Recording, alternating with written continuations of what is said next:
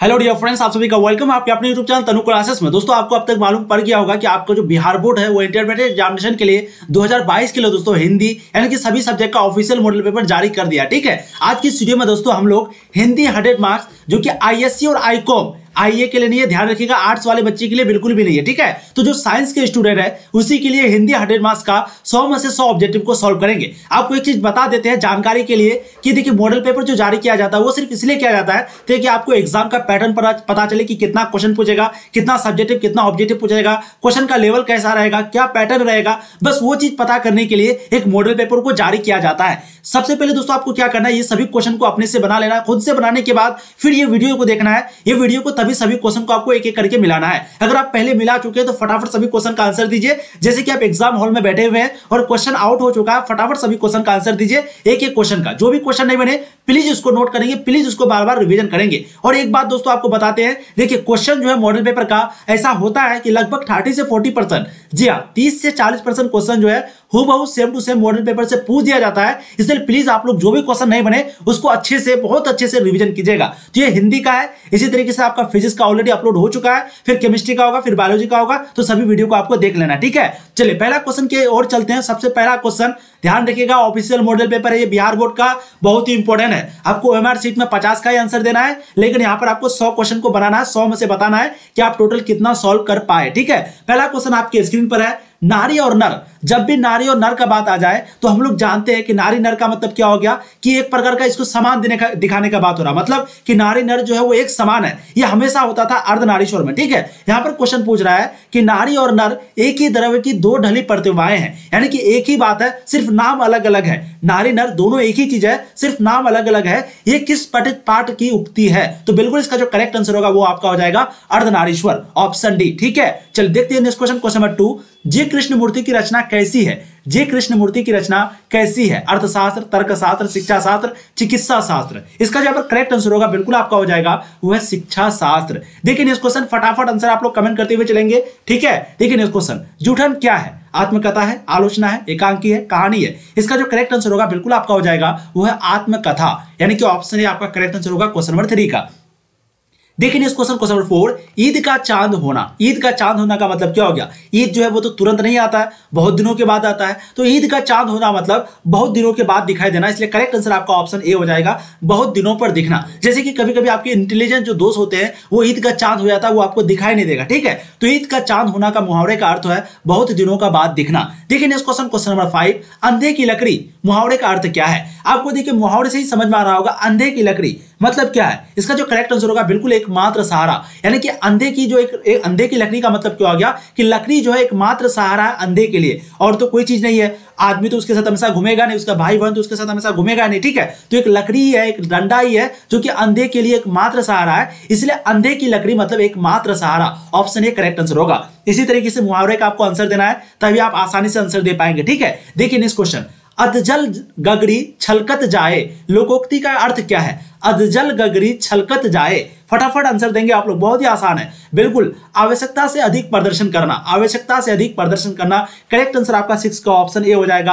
अधजल गगरी छलकत जाए, आवश्यकता के अधिक यानी कि जरूरत से ज्यादा प्रदर्शन करना, जरूरत से ज्यादा दिखाना। देखिए नेक्स्ट क्वेश्चन, क्वेश्चन नंबर 7, नाच न जाने आंगन टेरा। समझ रहे हैं आप लोग पर जो कमेंट करता है, मतलब कि अक्सर कमेंट करता है इस तरह का क्वेश्चन, यानी कि इस तरह का मुहावरा, बस सेम टू सेम वही है, नाच न जाने आंगन टेर, आता होता कुछ नहीं है बस इधर। तो क्या होगा इसका करेक्ट आंसर? बिल्कुल आपका हो जाएगा बहाना करना। जी हाँ, बहाना करना, नाच न जाने आंगन टेरा, बहाना करना, ऑप्शन ए करेक्ट आंसर होगा क्वेश्चन नंबर 7 का। देखिए इस क्वेश्चन, क्वेश्चन नंबर 8, तीन तेरह होना। तीन तेरह होने का मुहावरे का अर्थ क्या है? इसका जो करेक्ट आंसर होगा बिल्कुल हो जाएगा तितर भीतर होना। तीन तेरह होना का अर्थ है तितर भीतर होना, ऑप्शन ए करेक्ट आंसर होगा क्वेश्चन नंबर 8 का। ठीक, देखिए इस क्वेश्चन, क्वेश्चन नंबर 9, हीरा शब्द कौन संज्ञा है? हीरा जो शब्द है वो कौन सा संज्ञा है? द्रव्यवाचक, जातिवाचक, समूहवाचक, भाववाचक। यहां पर जो करेक्ट आंसर है बिल्कुल आपका हो जाएगा, देखिए हीरा जो है वो जातिवाचक मतलब जाति का तो बोध नहीं होता है। हीरा अगर बात करेंगे समूहवाचक तो कोई समूह नहीं है। भाववाचक करेंगे तो भाव एक प्रकार का फीलिंग, वो भी नहीं है। तो द्रव्यवाचक होगा, बिल्कुल करेक्ट आंसर आपका ऑप्शन ए हो जाएगा। ठीक है, तो हीरा जो है वो द्रव्यवाचक संज्ञा है, यानी कि करेक्ट आंसर आपका 9 का ऑप्शन ए होगा। देखिए नेक्स्ट क्वेश्चन, बुढ़ापा शब्द कौन संज्ञा है? भाववाचक है, व्यक्तिवाचक है, जातिवाचक है, त्रयवाचक है। ये भी बहुत ही आसान क्वेश्चन है। अगर आप ध्यान से देखेंगे तो बुढ़ापा एक प्रकार का भाव है, एक प्रकार का फीलिंग है। अगर आपको बोल दे कि आपके अंदर बुढ़ापा आ गया तो आपको लगेगा अरे बुढ़ापा आ गया मतलब हम भी जो बुढ़ापे की जैसे चलेंगे, थोड़ा कमजोर हो जाएंगे, तो एक फीलिंग है। तो करेक्ट आंसर जो आपका ऑप्शन ये हो जाएगा भाववाचक। जातिवाचक तो कभी नहीं होगा, व्यक्तिवाचक कभी नहीं होगा, त्रयवाचक तो वो होगा ही नहीं। तो करेक्ट आंसर आपका 10 का ऑप्शन ये हो जाएगा। देखिए व्याकरण में कभी भी आपको क्वेश्चन पूछा जाए बस थोड़ा सा आप दिमाग लगाएंगे, आप आसानी से आंसर दे पाएंगे। ठीक है, काशी शब्द कौन संज्ञा है? जातिवाचक है, भाववाचक है, त्रयवाचक है, व्यक्तिवाचक है। इसका यहाँ पर करेक्ट आंसर होगा बिल्कुल आपका हो जाएगा वो है व्यक्तिवाचक। तो काशी जो शब्द है वो कौन संज्ञा है? वो व्यक्तिवाचक संज्ञा है। ठीक है, देखिए इस क्वेश्चन नंबर 12, सभा शब्द कौन संज्ञा है? जातिवाचक है, व्यक्तिवाचक है, समूहवाचक है, त्रयवाचक है। ये जो सभा शब्द है वो कौन संज्ञा है? इसका जो करेक्ट आंसर होगा बिल्कुल आपका हो जाएगा वो है समूहवाचक। क्योंकि सभा एक प्रकार का मीटिंग, एक प्रकार का सभा, तो सभा जो है वो समूह है, क्योंकि एक समूह है। ठीक है, तो राइट आंसर करेक्ट आंसर आपका 12 नंबर का ऑप्शन सी हो जाएगा। देखिए इस क्वेश्चन नंबर 13, मनुष्य शब्द कौन संज्ञा है?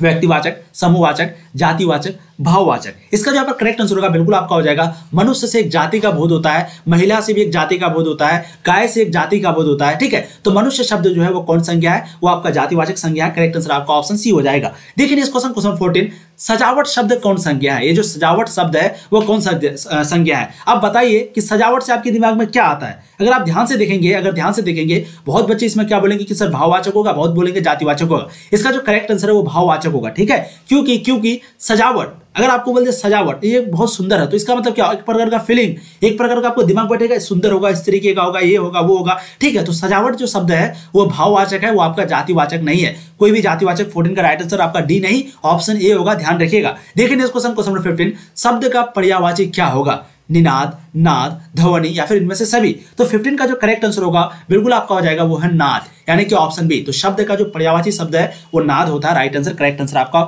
ऑप्शन बी होगा। देखिए इस क्वेश्चन नंबर 16, गंगा शब्द का पर्यायवाची क्या होगा? मंदाकिनी, महाकाय, अनंत, सागर। ये जो गंगा शब्द है इसका जो पर्यायवाची शब्द है वो क्या होता है? इसका जो करेक्ट आंसर होगा बिल्कुल आपका हो जाएगा वो है मंदाकिनी, यानी कि ऑप्शन ए। तो गंगा शब्द का जो पर्यायवाची होता है वो क्या होता है? मंदाकिनी होता है। 16 का राइट आंसर करेक्ट आंसर आपका ऑप्शन ए होगा। देखिए इस क्वेश्चन को नंबर 17, सुंदर का पर्यायवाची क्या होगा? ललित होगा, तरु होगा, कुरूप होगा, कुंदन होगा। तो 17 का जो यहाँ पर करेक्ट आंसर होगा बिल्कुल आपका हो जाएगा वो है ललित। ठीक है, तो सुंदर का जो पर्यायवाची होता है वो क्या होता है? ललित होता है। करेक्ट आंसर 17 का आपका ऑप्शन ए हो जाएगा। देखिए इस क्वेश्चन को नंबर 18, राजा शब्द का पर्यायवाची क्या होगा? राजा का पर्यायवाची क्या होगा? निरूप होगा, भूप होगा, निरपति होगा। 18 का जो करेक्ट आंसर होगा बिल्कुल आपका हो जाएगा उपर्युक्त सभी, यानी कि निरूप भी होता है, भूप भी होता है, निरपति भी होता है। तो राजा शब्द का ये सभी पर्यायवाची शब्द है। करेक्ट आंसर आपका ऑप्शन डी होगा। देखिए इस क्वेश्चन, देखिए फटाफट आप लोगों को सभी क्वेश्चन का आंसर प्लीज कमेंट करना है, क्योंकि मैं फिर से बता रहा हूं, आप समझ लीजिए कि एक प्रकार का क्वेश्चन जो है वो आउट हो चुका है और आप फटाफट सभी क्वेश्चन को मिला रहे हैं। ठीक है, तो प्लीज आप लोग सभी क्वेश्चन का आंसर देंगे। पै शब्द का पर्यायवाची क्या होगा? तो करेक्ट आंसर इसका बिल्कुल हो जाएगा आपका दूध। ठीक है, तो 19 का जो राइट आंसर है बिल्कुल आपका ऑप्शन बी हो जाएगा। पै शब्द का जो पर्यायवाची होगा वो दूध होगा। Correct answer option B. देखिए नेक्स्ट क्वेश्चन, बिल्कुल 19 का राइट आंसर आपका हो जाएगा ऑप्शन बी होगा। नेक्स्ट क्वेश्चन देखिए, सूर्य शब्द का पर्यायवाची क्या होगा? प्रकाश, किरण, भास्कर, अनल। ये भी क्वेश्चन आपको आता होगा, बिल्कुल इसका करेक्ट आंसर आपका हो जाएगा अनल, भास्कर। ठीक है, तो सूर्य शब्द का जो पर्यायवाची शब्द है वो भास्कर होता है। करेक्ट आंसर आपका ऑप्शन सी होगा क्वेश्चन नंबर 21 का। देखिए इस क्वेश्चन, संवत शब्द का संधि विच्छेद है। संवत, इसका जो संधि विच्छेद करेंगे तो इसका क्या राइट आंसर निकलेगा? बिल्कुल आपका निकलेगा सम प्लस वत। तो राइट आंसर आपका करेक्ट आंसर आपका ऑप्शन बी हो जाएगा क्वेश्चन नंबर 21 का। देखिए इस क्वेश्चन नंबर 22, सदाचार शब्द का संधि विच्छेद क्या होगा? सदाचार शब्द का संधि विच्छेद क्या होगा? सत प्लस आचार, यानी कि आपका ऑप्शन सी। करेक्ट आंसर आपका ऑप्शन सी हो जाएगा क्वेश्चन नंबर 22 का। सत प्लस आचार बराबर होता है सादाचार। तो 22 का ऑप्शन सी करेक्ट आंसर होगा। देखिए इस क्वेश्चन नंबर 23, नायक शब्द का संधि विच्छेद क्या होगा? नय प्लस अक या फिर ने प्लस अक। तो नायक शब्द का जो संधि विच्छेद है वो क्या होगा? 23 का जो करेक्ट आंसर है बिल्कुल आपका हो जाएगा नय प्लस अक, नय जोड़ अक बराबर नायक। ऑप्शन ए करेक्ट आंसर आपका हो जाएगा क्वेश्चन नंबर 23 का। देखिए इस क्वेश्चन नंबर 24, उद्गम शब्द का संधि विच्छेद क्या होगा?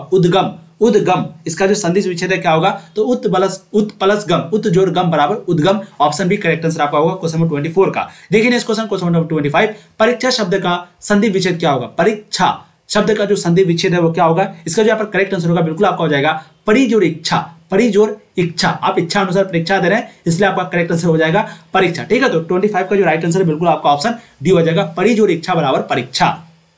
देखिए इस क्वेश्चन नंबर 26, हताहत शब्द का संधि विच्छेद क्या है?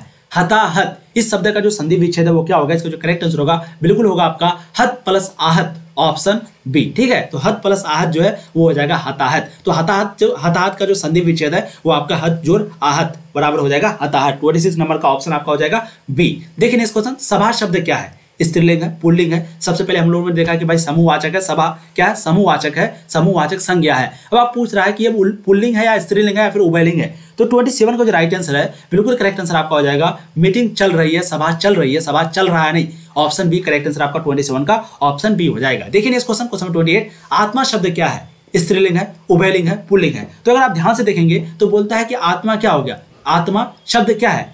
28 का जो राइट आंसर बिल्कुल करेक्ट आंसर आपका हो जाएगा। देखिए बहुत बच्चे जो है यहाँ पर गलती कर देते हैं 28 नंबर क्वेश्चन में। आत्मा जो शब्द है बहुत बच्चे ए लगाते थे, बहुत बच्चे बी, बहुत बच्चे सी। अगर आपको सही माने में बताएं तो आत्मा जिस शब्द में जाता है, अगर मान लेते हैं आत्मा स्त्री में गया तो आत्मा स्त्रीलिंग में गया तो वहां पर स्त्रीलिंग हो जाएगा। आत्मा अगर पुल्लिंग में गया वहां पुल्लिंग होगा। अगर आपको एग्जाम्पल एगो समझाएं तो स्त्रीलिंग के अनुसार अगर हम बात करें तो आत्मा जो है वो कभी नहीं मरती, आत्मा कभी नहीं मरती। तो इसका मतलब हुआ कि स्त्रीलिंग होगा। वहीं पर अगर एक और क्वेश्चन आपको बताएं तो ध्यान से अगर देखिएगा आप लोग, आत्मा ने भारी उत्पाद मचा रखा है, तो यहाँ पर जो है ये पुल्लिंग हो गया। ठीक है, तो आत्मा जिस शरीर में जाती है वो उस लिंग को बोध करता है, इसलिए यहाँ पर स्त्रीलिंग और पुल्लिंग दोनों होगा। लेकिन बहुत बच्चे क्या करेंगे, बी लगा देंगे कि नहीं शायद स्त्रीलिंग पुल्लिंग दोनों है इसलिए उभयलिंग होगा, बट ये भी नहीं। इसका जो करेक्ट आंसर है यहाँ पर आपका 28 नंबर का ऑप्शन डी होगा। ध्यान दीजिएगा, आपका ऑप्शन डी हो जाएगा। आत्मा जो है वो स्त्रीलिंग और पुल्लिंग दोनों है, जहां पर आत्मा जाती है वो शब्द हो जाता है। ठीक है, देखिए इस क्वेश्चन, जी शब्द क्या है?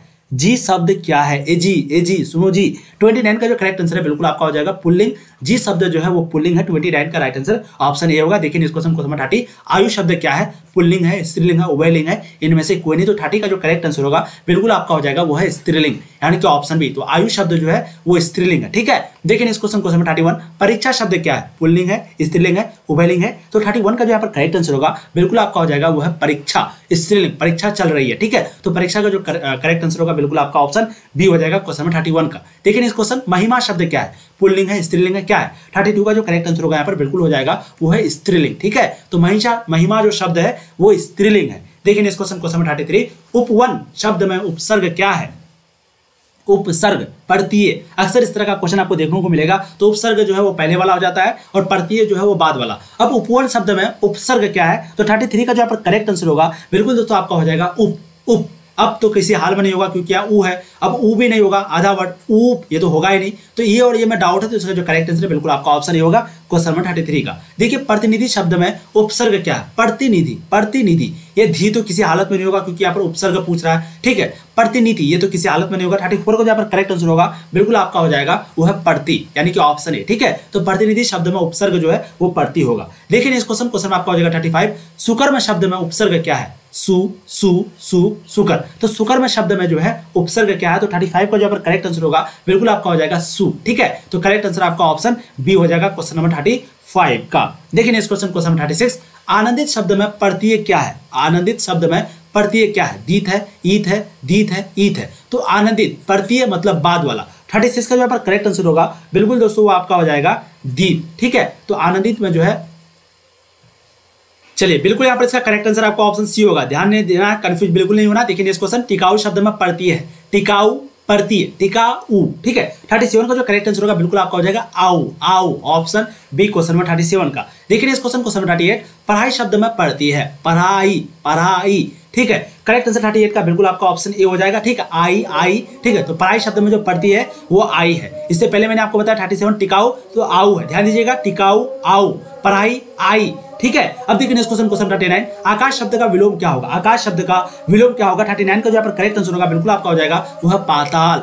विलोम यानी कि ऑपोजिट, तो आकाश शब्द का विलोम जो है पाताल होता है। देखिए इस क्वेश्चन नंबर 40, देखिए कोई भी क्वेश्चन में एक चीज आप लोग जरूर ध्यान रखिएगा, बहुत बच्चे गलती कर देते हैं। पुरस्कार शब्द का विलोम क्या होगा? तो विलोम क्या होगा? प्रत्यय क्या होगा? ठीक है, उपसर्ग क्या होगा? तो उपसर्ग विलोम, ये ध्यान रखिएगा। बहुत बच्चे जल्दी में क्या करेगा, पुरस्कार शब्द का विलोम, अच्छा पुरस्कार सम्मान, डायरेक्ट लगाओ, ऐसा नहीं होता। ठीक है, तो 40 का जो यहाँ पर करेक्ट आंसर होगा वो आपको हो जाएगा दंड। तो पुरस्कार शब्द का जो विलोम होगा यानी कि जो उल्टा होगा वो दंड होगा। अगर आपको पुरस्कार मिला है तो दंड भी मिलेगा ही, दंड मिलने के बाद ही पुरस्कार मिलता है। देखिए इस क्वेश्चन 41, कृपा शब्द का विलोम क्या है? कृपा। 41 का जो करेक्ट आंसर यहाँ पर हो जाएगा आपका, जी हाँ, वो हो जाएगा को, ऑप्शन डी। तो कृपा शब्द का जो विलोम है वो हो जाएगा आपका को। ठीक है, देखिए इस क्वेश्चन नंबर 42, अर्वाचीन शब्द का विलोम क्या है? अर्वाचीन शब्द का विलोम क्या है? 42 का जो करेक्ट आंसर होगा बिल्कुल आपका हो जाएगा प्राचीन। ऑप्शन ए करेक्ट आंसर होगा 42 नंबर क्वेश्चन का। ठीक है, चलिए देखते हैं इस क्वेश्चन नंबर 43। कृतज्ञ शब्द का विलोम क्या होगा? कृतज्ञ शब्द का विलोम क्या होगा? इसका जो यहाँ पर करेक्ट आंसर होगा बिल्कुल आपका हो जाएगा कृतज्ञ, ऑप्शन सी। तो कृतज्ञ शब्द का जो विलोम होगा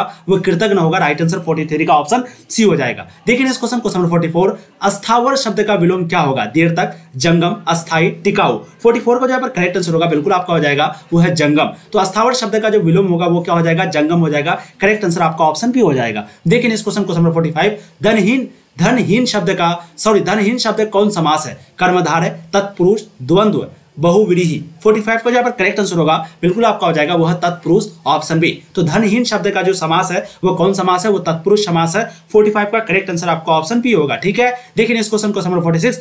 त्रिदेव शब्द कौन समास है? त्रिदेव शब्द जो है वो कौन समास है? तो 46 का जो यहाँ पर करेक्ट आंसर होगा बिल्कुल आपका हो जाएगा वो है द्विगु, ऑप्शन बी। ठीक है, चलिए बिल्कुल 46 का राइट आंसर आपका हो जाएगा तो द्विगु। तो त्रिदेव जो शब्द है वो कौन समास है? वो द्विगु समास है। देखिए इस क्वेश्चन नंबर 47। भाई बहन शब्द कौन समास है? भाई बहन बहुत ही फेमस क्वेश्चन है। द्वंद्व, ऑप्शन बी। करेक्ट आंसर 47 का ऑप्शन बी होगा। भाई बहन जो है वो द्वंद्व समास है। देखिए इस क्वेश्चन नंबर 48। स्वर्ग प्राप्त शब्द कौन समास है? स्वर्ग प्राप्त शब्द जो है वो कौन समास है? इसका जो करेक्ट आंसर होगा बिल्कुल आपका हो जाएगा वो है तत्पुरुष। तो स्वर्ग प्राप्त शब्द जो है वो कौन सा समास है? तत्पुरुष समास है। देखिए इस क्वेश्चन पीताम्बर शब्द कौन समास है? पीताम्बर शब्द जो है वो कौन समास है? 49 का जो करेक्ट आंसर होगा बिल्कुल आपका हो जाएगा वो है बहुव्रीहि, ऑप्शन बी। तो पीताम्बर शब्द जो है वो बहुव्रीहि समास है। देखिए इस क्वेश्चन नंबर 50। आजीवन शब्द कौन समास है? आजीवन शब्द कौन समास है? इसका जो यहाँ पर करेक्ट आंसर होगा बिल्कुल आपका हो जाएगा वो है अव्ययीय भाव, यानी कि ऑप्शन सी। ठीक है, देखिए इस क्वेश्चन नंबर 51। अपमान शब्द का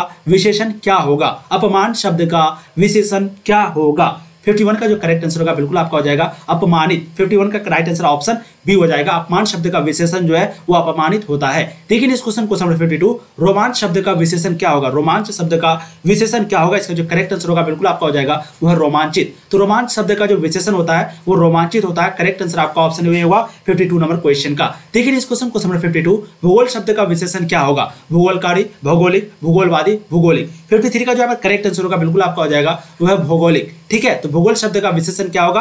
वो होगा भौगोलिक। 53 का करेक्ट आंसर ऑप्शन बी। देखिए इस क्वेश्चन नंबर 54। शिव शब्द का विशेषण क्या होगा? शैव होगा, सनु होगा, शिवी होगा, शिवानी होगा। 54 को यहाँ पर करेक्ट आंसर होगा बिल्कुल आपका हो जाएगा वो है शैव। ठीक है, तो शिव शब्द का जो विशेषण होता है वो शैव होता है। करेक्ट आंसर आपका 54 नंबर का ऑप्शन ए हो जाएगा। देखिए इस क्वेश्चन नंबर 55। सप्ताह शब्द का विशेषण क्या होगा? सप्ताह शब्द का विशेषण क्या होगा? 55 का जो राइट आंसर है बिल्कुल आपका हो जाएगा साप्ताहिक।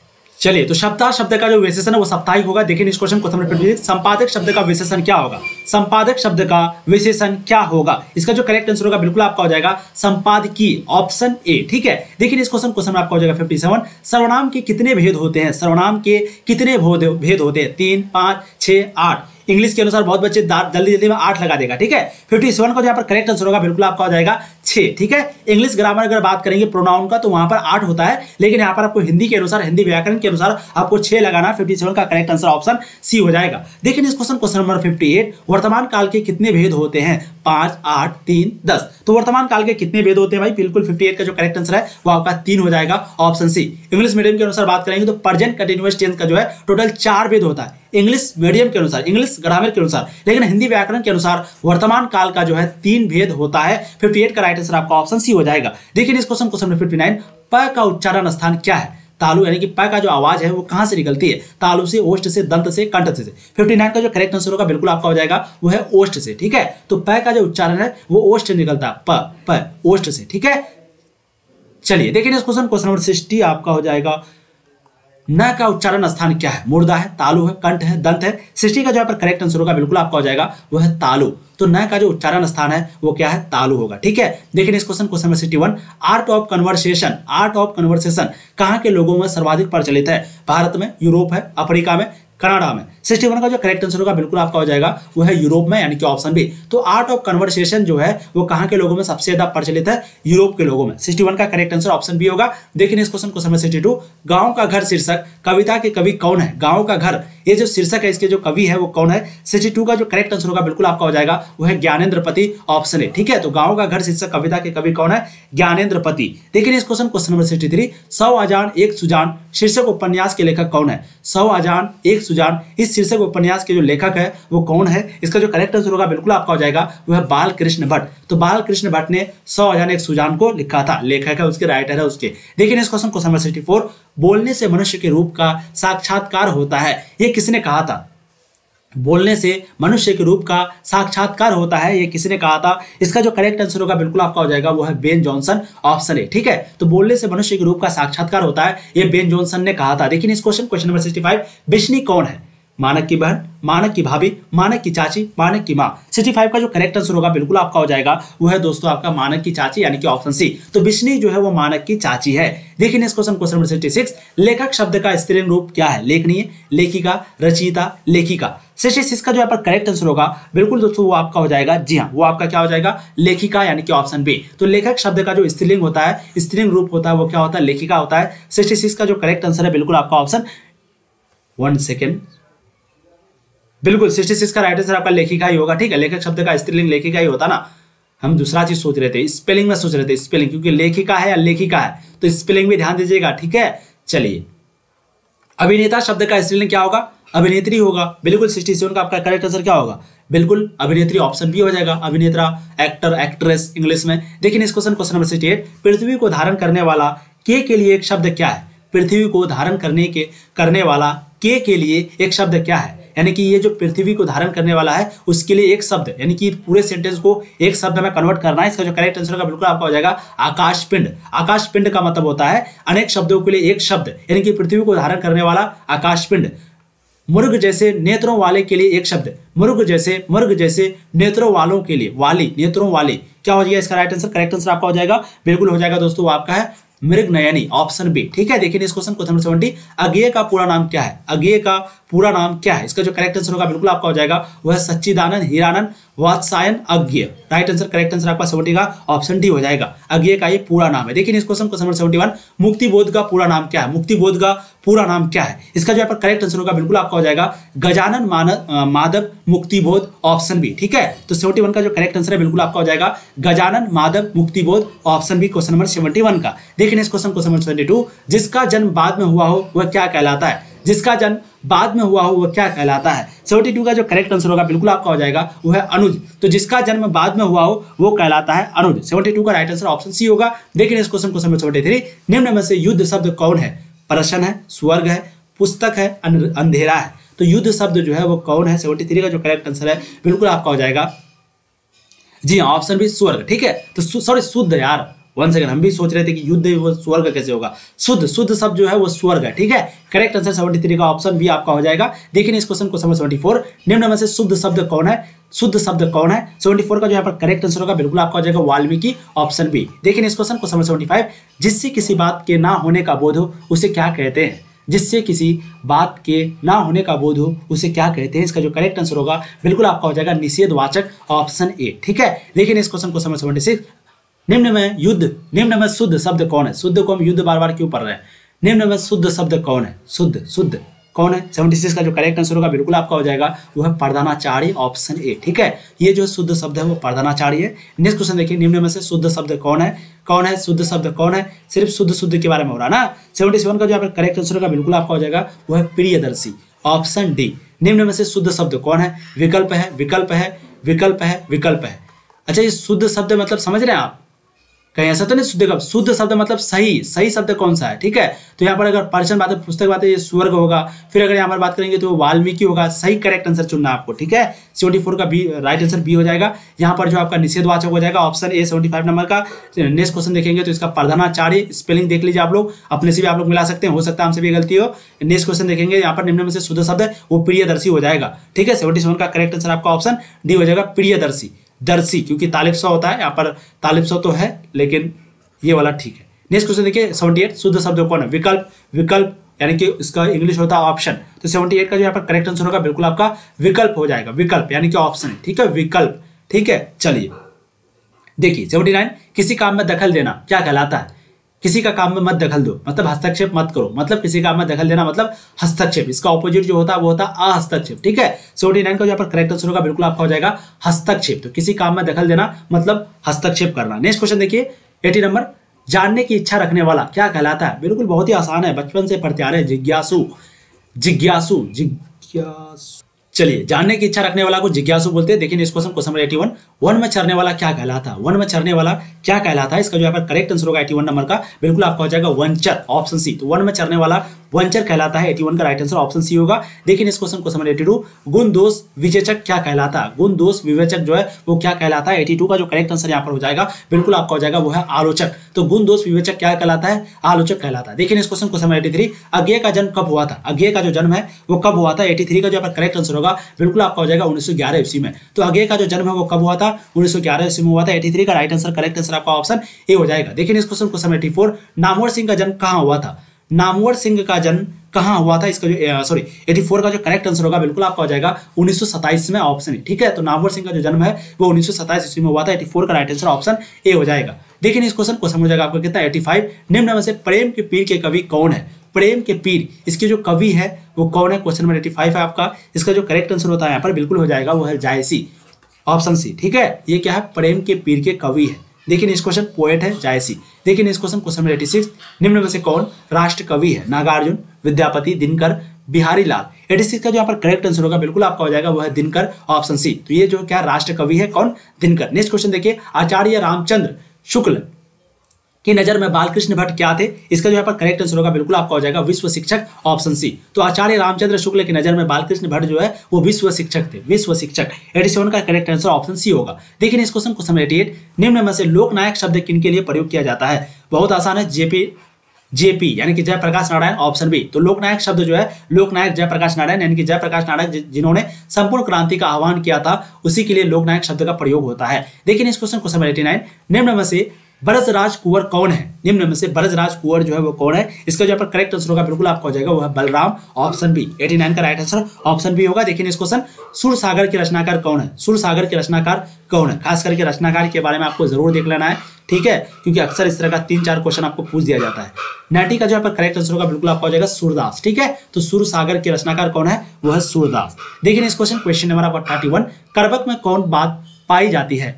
करबक में कौन बात पाई जाती है? प्रेम की महिमा, ईश्वर की महिमा, मानव की महिमा, दानव की महिमा। तो 91 का जो करेक्ट आंसर है, बिल्कुल आपका हो जाएगा वो है प्रेम की महिमा। तो करबक में कौन बात पाई जाती है? प्रेम की महिमा। करेक्ट आंसर 91 का ऑप्शन ए हो जाएगा। ठीक है, देखते हैं इस क्वेश्चन 92, नामवर सिंह के गुरु कौन थे? हजारी प्रसाद द्विवेदी, रामचंद्र शुक्ल या फिर रामविलास शर्मा। तो नामवर सिंह के जो गुरु है वो कौन थे? तो 92 का जो यहाँ पर करेक्ट आंसर होगा, बिल्कुल आपका हो जाएगा हजारी प्रसाद द्विवेदी। तो ऑप्शन ए, ये जो है नामवर सिंह के गुरु थे। देखिए इस क्वेश्चन, कामायनी के रचयिता कौन है? कामायनी के रचयिता कौन है? 93 का जो यहाँ पर करेक्ट आंसर होगा, बिल्कुल आपका हो जाएगा जयशंकर प्रसाद, ऑप्शन ए। ठीक है, तो कामायनी की जो रचयिता है वो जयशंकर प्रसाद है। ठीक, चलिए देखिए इस क्वेश्चन, हंसते हुए मेरा अकेलापन हिंदी साहित्य की कौन विद्या है? हंसते हुए मेरा अकेलापन, ये हिंदी साहित्य की कौन विद्या है? 94 का जो करेक्ट आंसर है, बिल्कुल आपका हो जाएगा डायरी, ऑप्शन ए। ठीक है, तो हंसते हुए मेरा अकेलापन हिंदी की जो साहित्य कौन विद्या है? डायरी है। 94 का करेक्ट आंसर आपका ऑप्शन ए होगा। देखिए इस क्वेश्चन 95, निम्न में से गद्य कविता कौन है? निम्न में से गद्य कविता कौन है? इसका जो करेक्ट आंसर होगा, बिल्कुल आपका हो जाएगा हार जीत। 95 का राइट आंसर ऑप्शन बी हो जाएगा, हार जीत। ये क्या है? गद्य कविता है, ऑप्शन बी। ठीक है, 95 नंबर का। देखिए इस क्वेश्चन 96, भूषण किस रस के महान कवि है? भूषण जो है वो किस रस के महान कवि है? इसका जो करेक्ट आंसर होगा, बिल्कुल आपका हो जाएगा वो है विभत रस, विभत रस यानी कि ऑप्शन डी। 96 का करेक्ट आंसर ऑप्शन डी हो जाएगा, ये महान कवि है विभत रस के। ठीक है, देखिए इस क्वेश्चन 97, ओ सदानीरा निम्न में किस नदी को आधार बनाकर लिखा गया है? ओ सदानीरा जो निबंध है, सबसे पहले तो ओ सदानीरा क्या है? वो एक निबंध है। ठीक है, तो ओ सदानीरा जो है उसने कहा था क्या है? उसने कहा था क्या है? बहुत बार पूछा गया क्वेश्चन, याद रखिएगा, कहानी है। तो वो सदानीरा जो है निबंध जो है वो किस नदी को आधार बनाकर लिखा गया है?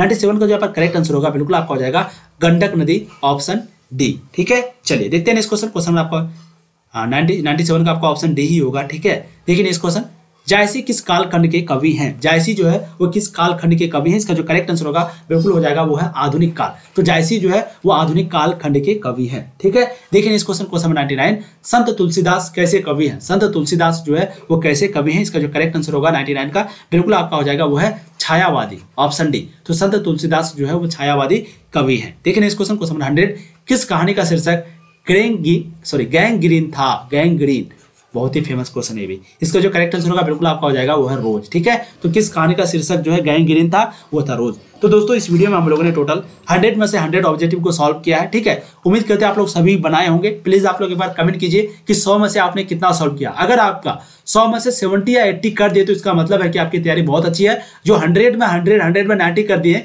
इसका मतलब बहुत अच्छी आपकी तैयारी है, आपको सिर्फ रिवीजन करने की जरूरत है। और जो भी अगर 50 से कम किए हैं तो प्लीज आपको मेहनत करने का बहुत ज्यादा जरूरी है, बहुत ज्यादा जरूरी है। प्लीज टाइम बहुत कम है, ज्यादा से ज्यादा आप लोग पढ़ने की कोशिश करें। चलिए, ये हिंदी का था। इसी तरीके से आपका फिजिक्स का ऑलरेडी अपलोड हो चुका है, फिर केमिस्ट्री आएगा, फिर बायोलॉजी, फिर मैथ और इंग्लिश। तो सभी को आप लोग मिला लीजिएगा एक एक करके। ठीक है, thank you for watching the video. Please channel पे पहली बार आए, please do subscribe the channel, क्योंकि यहाँ पर आपको पूर्ण तरीके से पढ़ाई जाती है। और वीडियो को जम करके एक बार सारे दोस्तों को शेयर कर दीजिए, ताकि वो सभी दोस्त भी, आपके जितने भी दोस्त हैं सभी मिला लेगा। ठीक है, और फिर से बता देते हैं, हो सके तो वीडियो को आपको बार बार देखना चाहिए, कम से कम 10 दिन बाद, एक सप्ताह बाद। क्योंकि दोस्तों, क्योंकि बहुत सारे क्वेश्चन सेम टू सेम हूबहू यहीं से पूछे जाते हैं। Thank you for watching the video.